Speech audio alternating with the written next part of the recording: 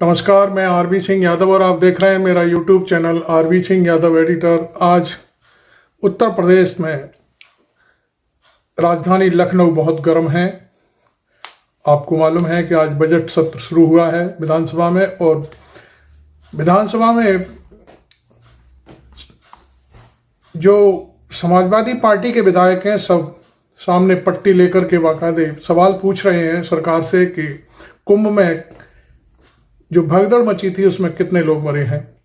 उससे पहले और शायद बाद में भी अखिलेश यादव ने प्रेस कॉन्फ्रेंस की, वो हम दिखाएंगे आपको।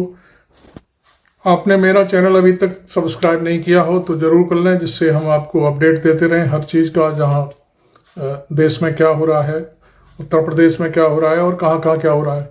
अभी अखिलेश यादव ने कुंभ को लेकर के जो मौतें हो रही हैं उन पर प्रेस कॉन्फ्रेंस की है, तमाम सवाल पूछे हैं, वो हम आपको दिखाने जा रहे हैं। देखिए पहले। हाथ में कोई चीज दे दो सब बिगड़ सकती है। मिस मैनेजमेंट की अगर कोई सबसे बड़ी स्टोरी बनेगी, मुझे याद है 2013 में उस समय जो कुंभ हुआ था, हार्वर्ड यूनिवर्सिटी के डिपार्टमेंट ने स्टडी कर करके जो रिपोर्ट तैयार की थी, वो रिपोर्ट आज भी डॉक्यूमेंटेड है। उस समय इतना मिसमैनेजमेंट नहीं दिखाई दिया, कम बजट में वो हुआ था, लेकिन इन्होंने प्रचार बहुत किया, बजट ज्यादा दिया, दोनों सरकारें लग गई, उसके बावजूद भी भगदड़ में लोग मर गए, सड़कें जाम रहीं, लोगों को रात दिन गुजारना पड़ा अपनी गाड़ियों में बैठ करके, सड़कें हर तरफ दूसरे स्टेट तक ब्लॉक रहीं, ट्रेनों का जो इंतजाम करना था ट्रेन नहीं पहुंच पाई, पूरी ट्रेन नहीं चलाई, संख्या नहीं चलाई उतनी, भगदड़ मच गई, उसमें भी लोगों की जान चली गई। इस सरकार ने कुंभ के बहाने न जाने कितनों की जान ले ली है। सर, ट्रेन हादसा जो हुआ और उसके बावजूद भी ट्रेन उसके में किसी को जिम्मेदारी नहीं ठहराई गई, उल्टा जांच हो रही है। इसलिए ठहराई क्योंकि उनकी कोई तैयारी नहीं थी। अगर सरकार ने तैयारी की होती, डबल इंजन सरकार, अपने आप को डबल इंजन बोलते हैं, ये डबल इंजन नहीं है, डबल ब्लंडर वाली सरकार है। सर, 144 साल की जो अफवाह फैलाई गई, क्या मानते हैं कि उसके ऊपर भी कार्रवाई होनी चाहिए, इसलिए झूठ? देखिए, भारतीय जनता पार्टी के लोग मनमानी करते हैं। भारतीय जनता पार्टी के लोग बहुत साइंटिस्ट हैं और उनका जो कुछ भी कथन है वो रिसर्च बेस्ड है। तो मुझे लगता है कि जो 144 साल का जो उन्होंने संख्या बताई है कि महाकुंभ 144 साल बाद हो रहा है, तो कोई न कोई उनकी रिसर्च, साइंटिफिक अप्रोच या किसी न किसी जो एस्ट्रोनॉमी को जानते हैं उनसे राय मशवरा लेकर के ही किया होगा। इसमें कुछ न कुछ तो सच्चाई होगी, इसीलिए सरकार 144 साल मना रही है। लेकिन एक चीज याद रखिए, भारतीय जनता पार्टी के लोग, चाहे वो कोई कल्चरल फंक्शन हो, कोई स्पोर्ट्स का फंक्शन हो, कोई ट्रेडिशनल फंक्शन हो, कोई रिलीजियस फंक्शन हो, उसको राजनीति में मिला देते हैं, राजनीतिकरण कर देते हैं। और कुंभ के आयोजन को इस तरीके से इवेंट बनाया कि पहले कभी कुंभ ही नहीं होता था। ये कुंभ अगर किसी ने शुरू किया तो भारतीय जनता पार्टी ने शुरू किया। सर, देखिए, उनके बारे में हम कुछ नहीं कहना चाहते हैं। कुंभ की तस्वीरें, कुंभ का आने जाने में लोग देखा था, या हम लोग यहाँ जितने खड़े के इकट्ठे नहीं है सब हिंदू, उनकी चर्चा मत सर, आप करिए। फॉरेन पॉलिसी, क्योंकि आज जरूरी है कि लोगों का इलाज सही समय पर मिले, लोगों को नौकरी रोजगार मिले। अगर हम इस मॉल के नीचे खड़े हैं, इस मॉल के अंदर खड़े हैं, तो न केवल शोरूम है, यहाँ बिजनेस हो रहा है, बल्कि न जाने कितने लोगों को नौकरी जॉब मिले होंगे। एससीएल बगल में है, कई हजार लोगों को, बच्चों को प्रोफेशनल अच्छे जॉब मिले हैं। कम से कम हम लोगों ने डिलीवरी बॉय नहीं बनाया, व्हाइट कॉलर जॉब एससीएल में दिया है। कैंसर इंस्टीट्यूट बनी है तो जॉब पा रहे हैं लोग। ये सामने आपको बिल्डिंग दिखाई रही, जॉब पा रहे हैं वहां पर। आपका इकाना स्टेडियम है, कम से कम आप वर्ल्ड मैप में तो दिखाई दे रहे हैं इकाना स्टेडियम के नाम पर। इन्होंने बस स्टेडियम का नाम बदल दिया, कैंसर इंस्टीट्यूट का नाम बदल दिया, यही इनका सबसे बड़ा। सर, फॉरेन पॉलिसीज की आप बात करते हैं, अमेरिका से जो तीसरा इमिग्रेंट्स का जो जहाज है उसको उसी तरह से भेजा गया, उसमें कोई बदलाव नहीं हुआ जिस तरह से भेजा गया, इनह्यूमन तरीके से। देखिए, अमेरिका बहुत ताकतवर देश है, व्यापारिक दृष्टि से भी और अन्य तरीके से भी।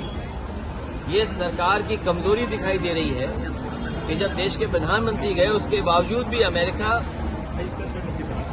उन लोगों को हथकड़ी और बेड़ियां बांध करके भेज रहा है। इससे ज्यादा हमारे देश का अपमान और क्या हो सकता है कि हमारे नागरिक बेड़ियों में, हथकड़ियों में आ रहे हों। और उससे भी बड़ी बात यह है कि जो लोग ये सपना दिखा रहे हैं कि हमारा विकसित भारत है, हमारी $5 ट्रिलियन की इकोनॉमी है, हम विश्व गुरु हैं, तो सोचो नौकरी के लिए लोगों को अपने खेत बेच के जाना पड़ रहा है, जमीनें बेच करके जाना पड़ रहा है, घर परिवार से उधार लेकर जाना पड़ रहा है। कि यही विश्व गुरु का सपना था कि लोग उधार लेकर के जाएं, पकड़े जाएं, तो वो फौज वहाँ की बेड़ियों में, हथकड़ियों में आपको वापस भेज दे। दिल्ली के मुख्यमंत्री का चेहरा अब तक नहीं क्लियर हो पाया है। इस सरकार का बजट लगातार आ रहा है। जो बुनियादी चीजों की सबसे ज्यादा जरूरत है, आज उत्तर प्रदेश में सबसे ज्यादा स्वास्थ्य को लेकर के लोग चिंतित हैं। अगर कोई बीमार हो जा रहा है तो सही समय पर सही दवाई का और इलाज का इंतजाम सरकार नहीं करा पा रही है। और कैंसर जैसी गंभीर बीमारी का भी इलाज के लिए लोगों को न जाने कहां जाना पड़ता है। समाजवादी सरकार में ये जो कैंसर इंस्टीट्यूट बना था, ये रिसर्च कैंसर इंस्टीट्यूट इसलिए बनाया गया था जिससे यहाँ पर गरीबों का फ्री इलाज हो सके और कैंसर बीमारी के बारे में जानकारी मिलती रहे और वो फैले नहीं, या कैंसर की रोकथाम को लेकर के क्या डॉक्टर समय समय पर लोगों को जागरूक करेंगे, इसलिए रिसर्च कैंसर इंस्टीट्यूट ये बनाया गया था।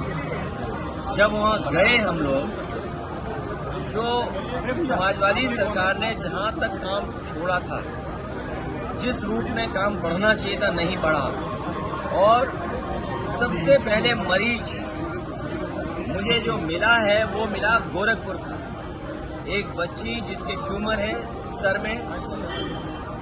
सोचिए मुख्यमंत्री जी के क्षेत्र में जहाँ एम्स है, मेडिकल कॉलेज है, लेकिन उनका इलाज वहाँ नहीं हो पा रहा है। उन्हें भी इलाज के लिए उस परिवार को लखनऊ आना पड़ रहा है, वो भी समाजवादी सरकार के बने हुए टेढ़ा हो जाएगा।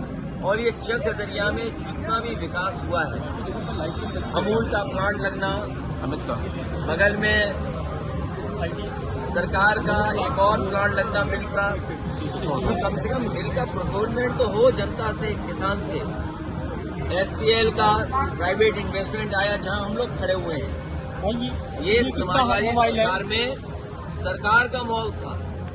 सरकार आते ही भारतीय जनता पार्टी ने इसको बेच दिया। तो कम से कम हम लोगों को दिखाने को तो चीजें हैं जो समाजवादियों ने काम किया है। आगे देख लो, पीछे देख लो, हर तरफ बिल्डिंग देखने को मिलती है। ये भारतीय जनता पार्टी के लोग कोई चीज बना नहीं सकते हैं, ये केवल बिगाड़ सकते हैं। 27 का चुनाव, देखिए 27 का चुनाव आपको बता दें हम, कि जो अभी इन्होंने एक बेईमानी की है मिल्कीपुर में, ये जो 420 की है इन्होंने, हमारा कार्यकर्ता देख रहा है इनको और जनता भी देख रही है। इस बार जब 27 में चुनाव होगा तो एक में तो 420 कर सकते हो, पुलिस प्रशासन लगा करके, जात के आधार पर अधिकारी पोस्ट करके, लेकिन 403 विधानसभाओं में तुम्हारी 420 नहीं चलेगी। और अब तो 420 ये हद तक है कि भारतीय जनता पार्टी वाले भारतीय जनता पार्टी के सगे नहीं है, ये भाजपा वाले भी जान गए हैं। भाजपा वाले ये बात जान गए हैं कि भाजपा भी सगी पार्टी उनकी नहीं बची। सुनने में आया एक छापा पड़ गया है है छापा पड़ा नहीं पड़ा? सपा के तार जोड़े जा रहे थे। नहीं, छापा पड़ा, अखबार में पड़ा कि समाजवादियों की। खैर वो परिवार समाजवादी पार्टी का भी रहा। समाजवादी पार्टी के बाद उन्होंने थोड़ा बहुत तालमेल परिवार में भी होता है, हमारा परिवार भी बड़ा है, तो कुछ बीजेपी के साथ चले गए, कुछ सपा के साथ आ गए, लेकिन वो परिवार तो एक ही है। इन भाजपाइयों ने बताओ उनके क्यों छापा पड़वाया? बताओ, भाजपाई बताएं कि छापा क्यों पड़वाया उनके घर पर, क्यों अखबारों में छपाया कि समाजवादी पार्टी के नेता है? ये भाजपाइयों ने छापा पड़वाया है और भाजपा वाले ही भाजपा वालों को परेशान कर रहे हैं। पम्मी जैन तो चलो सपाई थे, और हमारे ये क्या नाम है बहुआ, इन पर भी छापा पड़ चुका है। हमें नहीं पता था इतने अमीर हैं ये। जिसमें छापा पड़ जाए, मान लो पैसे हैं उसके पास, तो इन पे भी छापा पड़ा। हमारे यहाँ सब लोगों पे छापा पड़ा, इन चैनल वालों में कुछों के छापा पड़ा है। हाँ, पड़ा है छापा। तो ये भाजपा वाले अब भाजपा वालों की भी सगे नहीं है। कानपुर में सब गुटके वालों के यहाँ बताओ छापा पड़ा? क्यों छापा पड़ा? इसलिए कि यहाँ का इत्र का कारोबार बर्बाद कर देंगे। ये गुटके वालों के यहाँ तो छापा मार ही रहे हैं, लेकिन कन्नौज का कारोबार बर्बाद हो जाए, मंडी चालू नहीं कर पाए, परफ्यूम पार्क चालू नहीं कर पाए, पैरामेडिकल चालू नहीं कर पाए, कैंसर चालू नहीं कर पाए, कार्डियोलॉजी चालू नहीं कर पाए, स्टेडियम चालू नहीं कर पाए, मिल्क प्लांट बंद कर दिया, एग्रीकल्चर एक्सीलेंस सेंटर बंद कर दिया। ये बताओ, अगर टमाटर अच्छा बिकने लगे, शिमला मिर्च अच्छी बिकने लगी, भाजपाइयों को क्या तकलीफ है?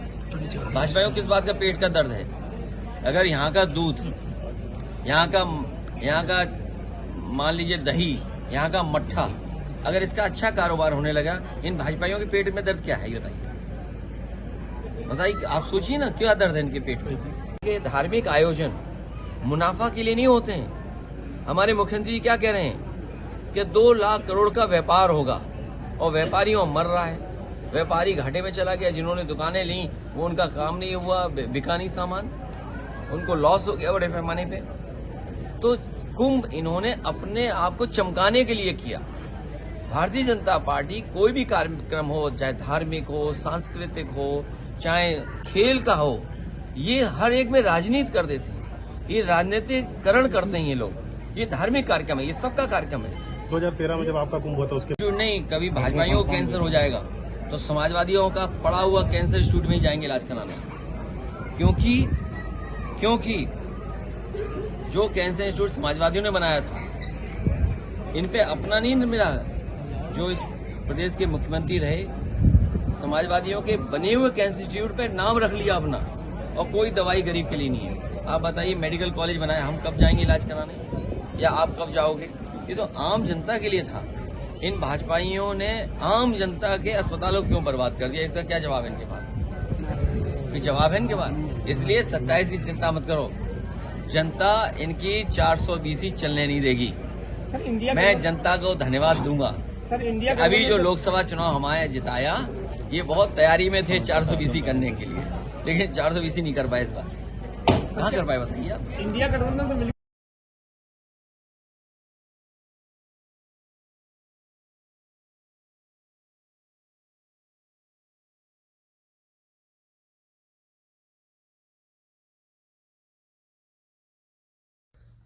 आपने देखा अखिलेश यादव और उनकी पार्टी पूरी तरह से फुल फॉर्म में है, और उनका कहना यह है कि कुंभ में कितनी मौतें हुई सरकार बताए। अब ये तो चूंकि विधानसभा में मामला पूछा गया है, सरकार को जवाब तो देना ही होगा। यदि नहीं देती है तो फिर एक अड़ियल रवैया होगा, जिसमें सरकार नहीं देना चाहेगी तो नहीं देना चाहेगी। लेकिन मैं समझता हूं कि एक बड़ी जो सार्थक बहस है वो यही है कि सरकार से जब सवाल पूछा जा रहा है तो उसका जवाब जरूर देना चाहिए। खैर, आज की ये अभी की जो प्रक्रिया है हमने उत्तर प्रदेश पर दिखाई, और अखिलेश यादव ने सवाल उठाए हैं, तमाम फोटोग्राफ जारी किए हैं उन्होंने कि नई दिल्ली रेलवे स्टेशन पर भगदड़ होने के बाद ट्रेनें चलाई गई, जो कुछ भी हुआ, लेकिन उसके बावजूद भी प्लेटफॉर्म पर लोग कैसे बैठे हुए हैं लाइन लगा करके, कोई व्यवस्था नहीं है, अव्यवस्था फैली हुई है। ये सारी चीज़ें आपने देखी। और अब मैं आपसे एक बार फिर अनुरोध करूंगा कि आप मेरे चैनल को सब्सक्राइब जरूर कर लें, और वीडियो अच्छा लगा हो तो इस वीडियो को भी लाइक करें। Thank you very much. मैं आरबी सिंह यादव।